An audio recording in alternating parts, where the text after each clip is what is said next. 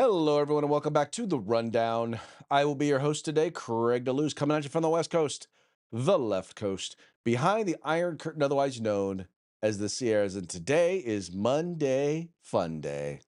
I stop what you're doing, cause I'm about to ruin the image of me that you're used to. I look money, a king bee making honey, see? Deep state, I hope you're ready for me. Now gather round, I'm the new sheriff in town. All my people rise up and stand your ground. Now drink up all the Diet Coke you got on your shelf. So just let me introduce myself, my name is Trump D.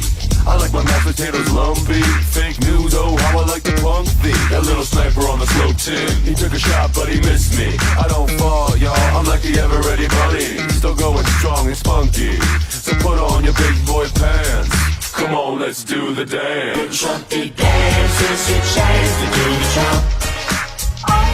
Come on, do the Trumpy Trump. Come on and do the Trumpy Trump. Check me out, y'all. We do the Trumpy Trump. Just watch me do the Trumpy Trump. Do you know what I'm doing? We do the Trumpy Trump. Come on, everybody do the Trumpy Trump. It's time to do the Trumpy Trump. Yeah. My favorite dish is a double Big Mac, cause I find it quite delicious. I eat up all your fries cause it's scrumptious. Hey yo, my squirrel, Peanut, are you listening? Yeah, they took you out like a rat. Why they treat you like that? It never would've happened, not with me. And yeah, it's safe to assume the communist agenda gonna end up in a tomb. Whoa, crazies, I always really phase thee. You never catch me cause you're just too lazy. Now join me and my homie Vance, cause this is how we do the dance. Trumpy dance is your chance to do the Trump.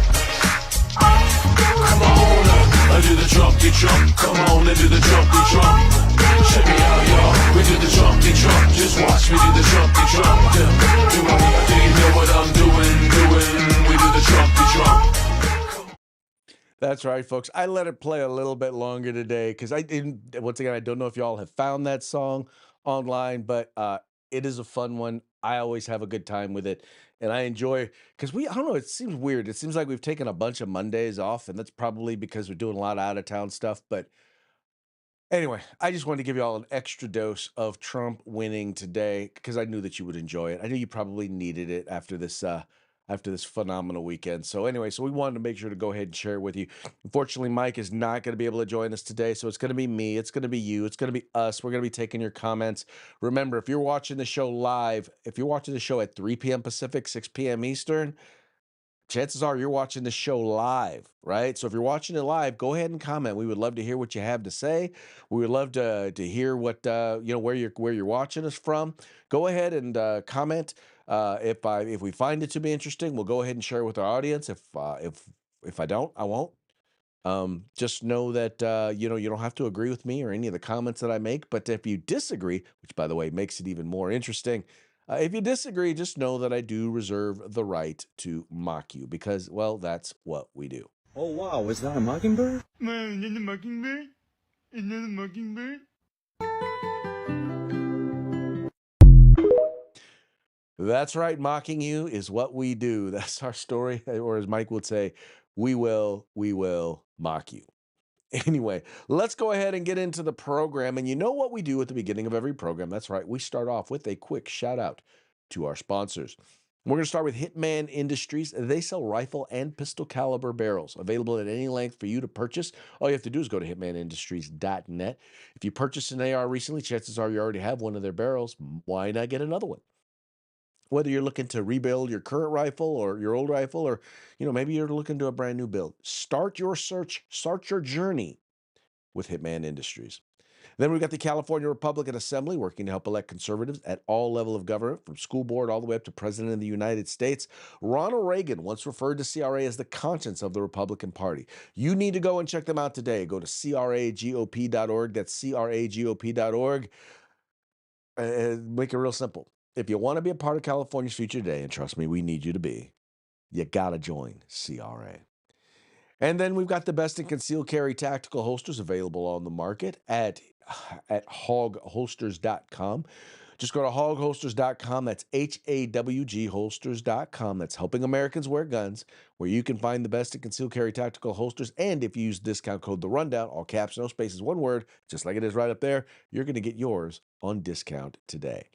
And then finally, if you're looking for tactical gear, Changing weather is going to be coming here in about a month or two. So we're right now you're probably looking for hot weather gear, warm weather gear. You may be looking for some wet weather gear here pretty soon. Winter's right around the corner. I mean, it's always right around the corner, I guess, depending on where you are. So maybe you're looking for cold weather gear. The place to go to get all of your tactical gear, the place where you can find everything except the gun, is everything tactical except the gun is uscombatgear.com. They have a huge selection. They have competitive prices and the best customer service available on the market. Check them out today at uscombatgear.com, where you can get all things tactical except the gun. All right, that now brings us to our opening story. Now, last week we reported and we talked a little bit about all of the things that are going on right now in Washington D.C., and we talked about how many individuals within this who live in well, let me take a step back. We talked about the DC takeover. We talked about how Donald Trump, through executive order, not executive order, but through home rule, has declared they are taking control of the DC Police Department, and they are going to work to help reduce and eliminate crime there in Washington, D.C. They're going to take it back. It's called it the Day of Liberation. The interesting thing is that you have many, many liberals, many, many white liberals across the country. You have many, many black leaders, black liberal leaders across the country who are declaring there's no crime in DC. Their numbers have gone way down. Now, what they're not telling you when they do that, when they say this, is this. They are down from a peak that was in 2023. That's right. Who is in charge of Washington, D.C. in 2023? That would be Democrats. Who was in charge before then? That would be Democrats. Who are in charge now? That would be Democrats. From top to bottom, everything controlling D.C. until President Trump became president again, uh, Democrats pretty much ran everything there in Washington, D.C. And by the way, their crime statistics have always been high. They've always been above the national norm, right there with Baltimore, right there with Oakland, right there with Los Angeles. And despite what Gavin Mussolini and Karen Bass or the folks over there in Oakland, Barbara Lee, or Marilyn Bowser there in Washington, D.C. will tell you, in each and every case, their crime statistics are above the norm. Well, there seems to be, and so what's happening is you're seeing this big outcry, and a bunch of people are saying, no, no, we don't want you running we don't want you controlling our law enforcement. In fact, you've got these big old protests now that are taking place, and they're calling it the Free DC protest against Trump takeover. But there's something I wanted to show you. And I want you to see this here. And if you don't notice it in this photo right here, let me play for you a video of some of the march. And let me see if you can tell from the video where I'm coming from.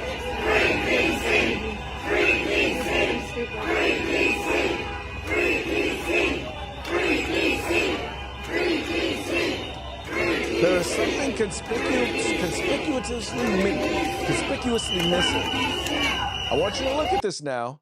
Keep in mind, Washington, D.C. is a city that is 43% black. Let me play that for you again. This is a city that is 43% black. All right, there's one. I said one. I think I saw one.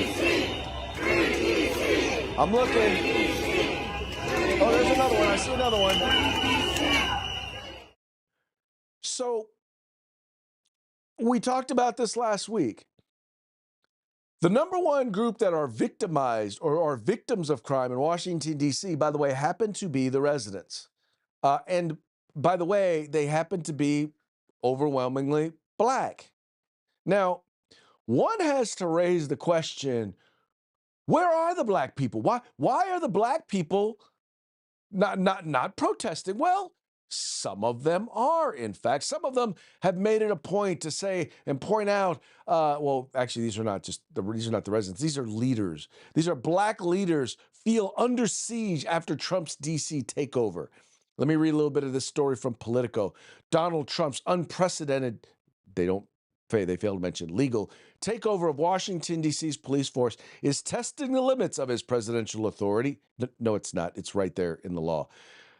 and ratcheting up fears that other cities, also led by Black elected officials, will soon be caught in the crosshairs. Trump, citing flimsy, misleading statistics, declared a crime emergency in the nation's capital, seizing control over law enforcement from three-term Mayor Muriel Bowser and deploying 800 National Guard troops in the city streets. Now, since then, they've announced that they're going to be issuing more. I think about 750 more police or National Guard troops are going to be issued, are going to be deployed. And then you've got people even from other states who are willing to offer up their National Guard troops to help out there in Washington, D.C. And you've got people there on the streets in Washington, D.C. But my question for you is, what do the Black people think about this? I mean, should where are all the Black citizens, the people who have to live in Washington, D.C.? What do they think about this?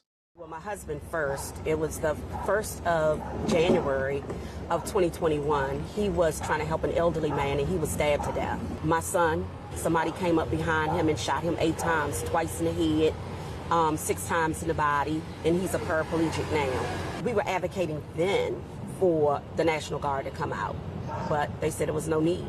But think about how many lives could have been saved just having them on the scene. Listen to this Are you lady. from Listen the to area of this. DC? Or are you a tourist? Born and raised. So you're born and raised in DC. Are you here are you working in the area or just tourist right now? Work not far from here. Where do you, if you don't have to tell me, but where do you work? I work at a law firm. So you're an attorney. No, but I assist. Oh, cool. So what are your thoughts? Today we're talking about DC crime rates. Is it safe to live in DC? Do you agree with President Trump federalizing for 30 days to sort of stamp down on crime? What are your thoughts? I agree with it. I was born and raised in the district, and I've never seen the things that I see today with children as young as 3 years old being shot.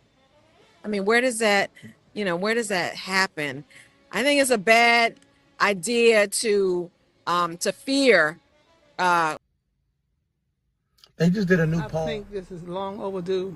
I've been wanting the National Guards in this area for years. I like it. I love it. I feel safe already. Longtime D.C. resident and community advocate Sandra Seegers is welcoming President Donald Trump's law enforcement and National Guard surge in the nation's capital because of the crime she sees in her neighborhood, much of which she says goes unaddressed and causes her to live in fear.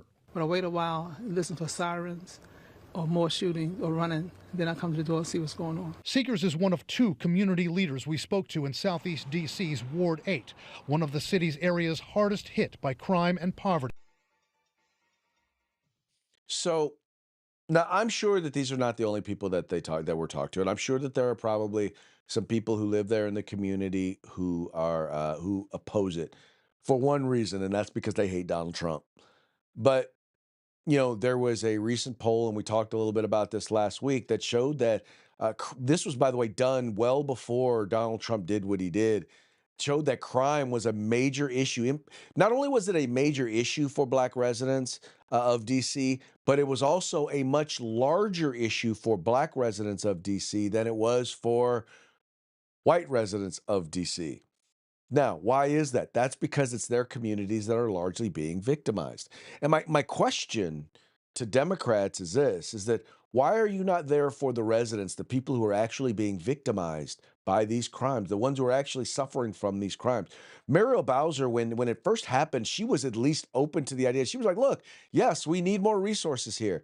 And it wasn't until she got checked by other Democrats that she came out and started calling Trump authoritarian and this, that, and the other. If at first it seemed like she felt like she was getting the help she needed, or she felt she needed in order to deal with and address the issue of crime in the District of Columbia. But quickly that turned south because, well, some of her more politically active, politically engaged Democratic constituents or supporters, shall we say, decided that no, we ain't having you working with them. The thing here is, folks, and I'll say this again, a lot of these folks on the left, Black folks, they do not care about us. They don't. Because here's the deal. I'll just give you a couple of different examples. If they cared, then why is it that you don't see more Democrats supporting school choice movements that would actually help kids who are trapped in failing schools in urban inner cities? Instead, what they're doing is they're siding with teachers unions. And Democrats and the teachers unions have fought all sorts of reforms, trying to get rid of bad teachers, trying to provide merit pay for good teachers. They're the ones who push the idea of pushing phonics out of schools. I mean, you name it, and the Democratic Party is against the issues. They're against us on issues impacting our families, impacting our children. Another great example: their big push for abortions in the Black community.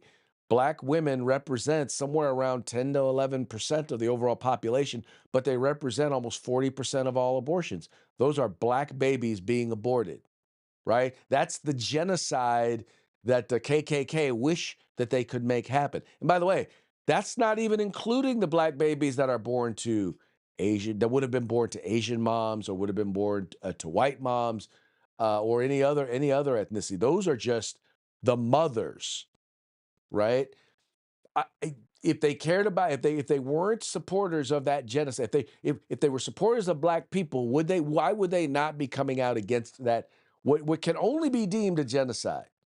Because we're talking tens of millions of Black children are not here. They're just not here. We look at 80% of the resources of Planned Parenthood go into the Black community. And they say, "Oh, well, we do other healthcare things." Well, if you do if abortion is such a small part of what it is that you do, why is Planned Parenthood shutting down clinics right and left because they can't do abortions? Huh? Nothing? Bueller? Bueller? No, they got nothing for you. And now here in these instances, you have them siding with criminals over victims. They are supporting the perpetrators of crime. They would rather have crimes go undealt with, criminals go unarrested, than to actually help the people who are in many cases being held under siege in their own communities by these criminals. Democrats are supporting that. They're supporting that. Anyway, I just found that once again to be incredibly interesting. I honestly think it has more to do with their hatred for Donald Trump and for all things Republican than it does to do with anything having to do with how they feel about crime in the DC area. But that's just me. Anyway, moving right along, there was another meeting / summit today. You may have been following it. Donald Trump and Zelensky met. And there were some interesting takeaways from this meeting. First of all, he showed up in a suit. Maybe he didn't wear a tie, but at least he showed up in a suit. And they had some very, very good jokes about that one. This is being reported from the BBC, and this is kind of they're talking about the key takeaways from the Ukraine from the event. So first of all, they talk about how Zelensky started off with a charm offensive. It says, given his acrimonious last visit to the Oval Office in February, the Ukrainian president went to considerable lengths to be collegial and charm his American host, including a flurry of 6 thank yous within the first minutes of the meeting. The last time he was in the White House, he was scolded by Vice President J.D. Vance for a perceived lack of gratitude for the U.S. To the U.S. for support U.S. support for Ukraine in the war. Let's see here. Then we've got Trump hints at security guarantee.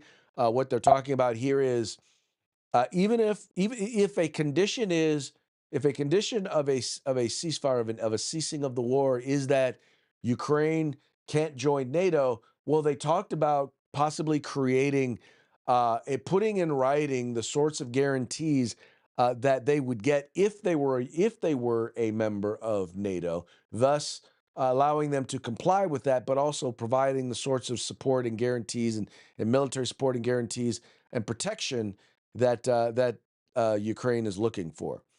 Trilateral meeting in the cards. This is, in other words, what they're saying is this, is that the last meeting went so well, they had this meeting.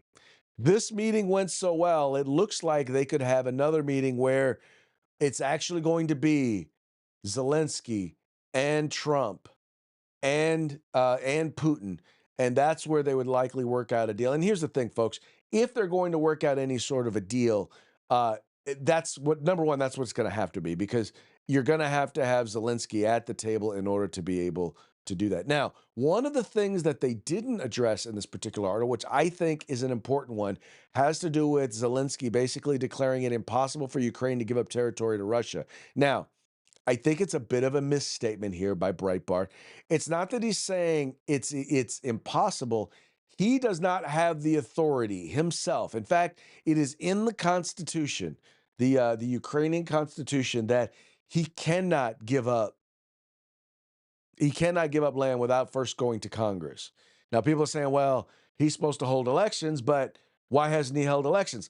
Well, that's in part because their Constitution also says they can't hold elections while they're in the midst of war a war. So they can't hold elections till the war is over.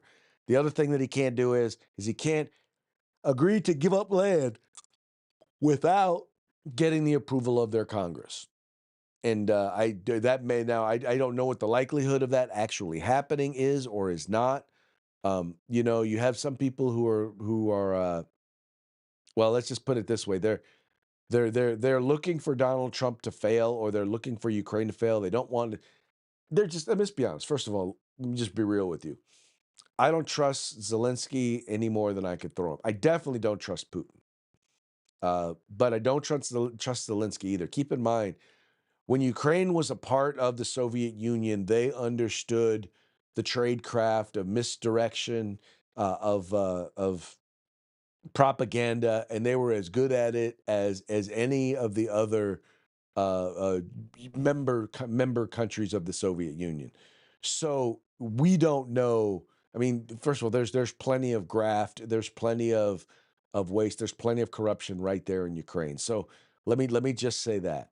What I do know is this: in this particular fight, Putin was the aggressor. Putin is the one who attacked. And by the way, just so you know, another interesting thing: even Biden came out and was like, "Look, yeah, one of the reasons why this has happened was because back during the Obama administration, we allowed Putin to go in and did nothing. Absolutely. Well, I would say we did absolutely nothing. We put in some very, very weak sanctions and said that was very, very not nice. And that was pretty much what we did when it came to when they went into Crimea. Now, all that having been said, um, this is going to be a real interesting thing to see how it happens. All I know is this: is I know they want it to end. The problem is Putin has to try and find a way to get out of this and save face because, I mean, he's pretty much decimated his military. He's decimated his military capacity. He's destroyed their economy. And the only hope he has of retaining any power is to get their economy back on track, which means the drastic sanctions that the U.S. would likely put on them can't. I mean, the only way they offset those is if they're able to win this war with Ukraine. Ukraine, their nation is devastated. The only thing that's going to help them is getting back on track economically with the deal, in particular with the minerals deals that they've put together with the United States, that will, one, have us there, but also will give us a business interest to invest in and to make sure that they get back on their feet.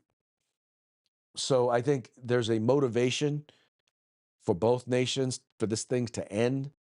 But having said that, um, we'll see what's next. All I know is we're closer than we were, but we are in no means it's in a place where it's guaranteed that anything is good, that any deal is going to be cut. So anyway, we'll see how that eventually all works out. All right, next here we have, this was a funny story by Cam Edwards over at Bearing Arms. Um, if you want to talk about just, if there's a group of people that I am not going to take a firearms class from, it's going to be gun grabbers. And that's right. You've got the folks over at well, here you go. Gun Control Group is now offering firearms instruction. The term gun safety has different meanings depending on where you stand on the Second Amendment. For those who despise our right to keep and bear arms, gun safety translates to gun control. And the best way to practice gun safety is to not own a gun at all. Those of us who respect and appreciate the Second Amendment, though, gun safety means being safe and responsible around firearms. It doesn't have nearly the negative connotation that gun control has, which is precisely why anti-gunner Michael Bloomberg named his group Every Town for Gun Safety, not Every Town for Gun Control. According to National Shooting Sports Foundation Senior Vice President and General Counsel Larry Keene, Everytown is now trying to move into the realm of actual gun safety by launching a new firearms training initiative. The program was recently outlined at the National Conference of State Legislators, and NSSF staff had a firsthand view of what Gun Control Group is pushing, a broad initiative called Train Smart, which includes a gun ownership 101 class and eventually a full 8-hour training course. This is I think this is from NSSF. Every town's Train Smart initiative host will also host Raise Standards in Your States classes, which isn't even an attempt to hide their efforts to convince people to press for permits and licenses and instructor certifications, which amazingly can now be provided by the newest firearm training program in town. Lastly, if those aren't enough, every town's Train Smart plans to offer Train Smart gun safety and marksmanship class, which ought to be a hoot since the gun control group has yet to shoot straight on anything they say. That's going to be an 8-hour class to teach people how to handle and use firearms responsibly and serve as a role model for others. Topics covered in this class are the same as other two shorter classes, except they'll also talk about suicide prevention, de escalation tactics, pistol marksmanship, and wait for it, much more. So basically, what they're telling you here is they're targeting those people who are like, well, I want to own a gun, but I believe in common sense gun control. And what they're going to do is they're going to get people who are open to the idea. Because here's what happens: if someone is open to the idea and wants to learn more about firearms or wants to own a gun, right now, when you go to most trainers are going to be pro Second Amendment. They're going to tell you the truth about gun, as they call it, gun violence. I'm using my air quotes, about the statistics and about gun control, or they call them gun safety measures. We call it gun control or restricting of your rights. They are not going to provide all of the information. I'll tell you why I know they're not, because they never do, as Cam points out here. When you go into these committee hearings, they flat out lie to members. They do not provide them with all of the information. They are there to get their perspective going, and they do not pull any punches. They are not on our side. They're not interested in actual training. But they also realize that if they can fake you into thinking that they're into training, right? If they can convince you that, yeah, no, we're good with this, we're good with this, then they figure that they can get around it. That is their goal, folks. That is their goal. Their goal is to misrepresent it and to get you supporting quote unquote common sense gun control. Because the legislators that they're dealing with, and these are most of them Republican and Democrat alike, they don't know firearms. They don't know firearms law. They don't know firearms technology. Most of them don't. They have no idea. So all they need to do is get a police chief to say, yeah, this is something that we need to change. This is something that we need to do. It'll make the community safer, and you'll pick off just enough Republicans to support the gun control measure. And that is definitely not something that we want to advocate for. All right, moving right along. Trump vows to end mail-in voting, vows to end the use of mail-in ballots. Let's go here real quick. This being reported by Reuters. It says here, it says here, U.S. President Donald Trump pledged on Monday to issue an executive order to end the use of mail in ballots and voting machines ahead of the 2026 midterm elections to uh, move likely to disproportionately favor his Republican Party. Federal elections and administration at the state level, however, is at the state level, and it is unclear if the president has the constitutional power to enact this measure. With Democratic voters traditionally more likely to use mail-in ballots than Republicans, Trump's pledge is his latest effort to reshape the midterm election battlefield to his party's advantage. He has also urged Republicans in states including Texas and Indiana to redraw congressional districts to increase the likelihood of a Republican candidate being elected. The November 3, 2026 election will be the first nationwide referendum on Trump's domestic and foreign policies since he returned to power in January. Democrats will be seeking to break Republicans' grip on both the House of Representatives and the Senate to block Trump's domestic agenda. Now, here's what's kind of hinky about all this. So, first of all, um, one of the things I think one of the things I'm hoping, how about that? I'll say I'm hoping because I don't know this for sure. He may be against all mail in ballots. I am not against the idea of mail in ballots when it makes sense. So, for example, I've had an instance where when my oldest brother passed away, I was going to be out of town. I knew I was not going to be able to vote in the primary unless I went in, unless I got an absentee ballot. So I was able to vote absentee. Um, so absentee ballots are different than just mail in ballots. The problem with mail in ballots is, let's just be honest, it's easier to cheat, especially if you have all mail in ballot elections. You have too many instances with too many states like California that absolutely positively refuse to purge people who haven't voted in forever off their rolls, who refuse to check and verify that people are still alive. We've seen instances where they mail ballots to people who aren't even alive anymore, and they go to some cases they're alive, but they're in multiple places. So they'll send one to their current address, send one to their past address, and you don't know what happens with those ballots. You just don't know. And it makes you wonder, have there been instances where some of those ballots have been turned in? You also have instances where it's a lot easier to register non-existent people to vote, like false identities. And we know now with so many people who are here illegally getting social security numbers and all these other things so that they can work with fake IDs. How do we not know that some of these are not real? A big part of this I put on the people who run the elections in places like California because they refuse to have any level of accountability. So he's saying, let's just get rid of mail-in voting. Can't say I'm against it. I like the idea. What I would rather see happen, let's have it one day. Let's make it a national holiday. If you're not able to vote on that day, then we'll figure something else out. Make it a national holiday, make it required. You got to give people the day off so that they can go vote. Bam, shut everything down, let people go vote. Right? The other thing is the machines. He wants to get rid of the machines. Anyway, I don't know that Trump can do all that. I really doubt that he can.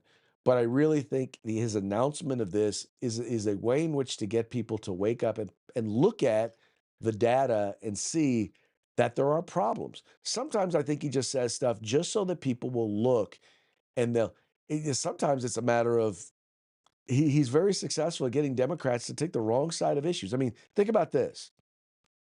You have the Democratic Party, he's got them against the idea of deporting people who are in the country illegally and have committed crimes. He's against using National Guard to help stop or reduce crime in Washington, D.C. He's got them against shutting down and securing our southern border. He's got Democrats against the idea of making sure that women's sports is protected, making sure that only women are in women's sports. I mean, if there is an 80-20 issue out there, Donald Trump has found a way to get Democrats to be on the 20% side, to be on the side that nobody is on. Because at least half of the people who are on that side in the 20%, so let's say 10%, is because they just don't like Donald Trump. And then the other 10% are just dumb or evil. I'll divide it up between two. 5% dumb, 5% evil, 10% just don't like Donald Trump. Anyway, he's found a way to marginalize them, and they'll wind up being marginalized in this upcoming election if they let him have his way. All right, folks. Well, that now brings us to our parting shots. Parting shots are brought to you by Hog Holsters. So go to hogholsters.com. Use the discount code The Rundown. All caps, no spaces, one word. Get your hog holster today. All right, this first one here. Well, let's just say there's a lot of conversation about protests and whether it was in Los Angeles. This in particular, people had issues when the National Guard was deployed in LA. Well, I want you to hear their words and hear their protests next to the video of the protest. The reality is we see peaceful protests launching in Los Angeles. Peaceful protests, people that are there to just a bunch of people having fun watching cars burn. These are not criminals. They're looking for work. Of protesters and demonstrators are peaceful. They're passionate. But the peaceful protesters, we want to keep them safe. We want them to exercise their fundamental rights. I just get the fuck out of LA. Yeah. So just so you know, there is a disconnect between what is going on the streets and what is going on in the eyes of Democratic leadership.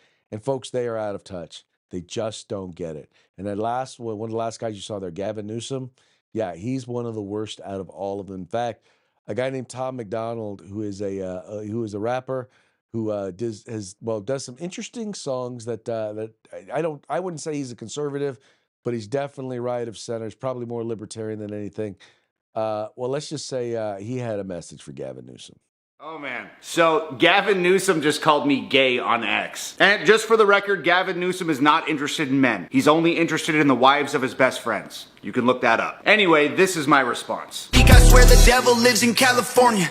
He a politician. He passing bills that bring chaos and division. Yeah, the devil lives in California. Should be in prison. He got horns, but he tries to keep them hidden. Cause the devil is a Democrat. And we don't play that. They say that. They love America. We know it ain't that. Cause the devil is a Democrat. And we ain't with it. We ain't switching. Y'all are tripping. I guess God just felt us different. They get celebrities to do they talking. Yeah, so in there you have he's wearing a shirt that says, "Even my dog hates Gavin Newsom." Yeah, I can imagine so. Anyway, check out Tom McDonald's. He's got some very, very interesting songs. Look him up on YouTube. He's got some very interesting songs with a lot of cultural commentary that even if you don't like hip hop music, I think you'll like what he has to say. Anyway, with that, that's going to be the end of today's program. But before we go, we got one more quick shout out to our sponsors. We're going to start with Hitman Industries. Rifle and pistol caliber barrels available for you to purchase at any length at hitmanindustries.net.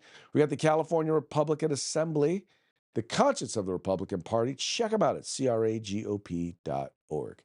Then we've got the best in concealed carry tactical holsters available for you to purchase at hogholsters.com. That's HAWG holsters.com, helping Americans wear guns.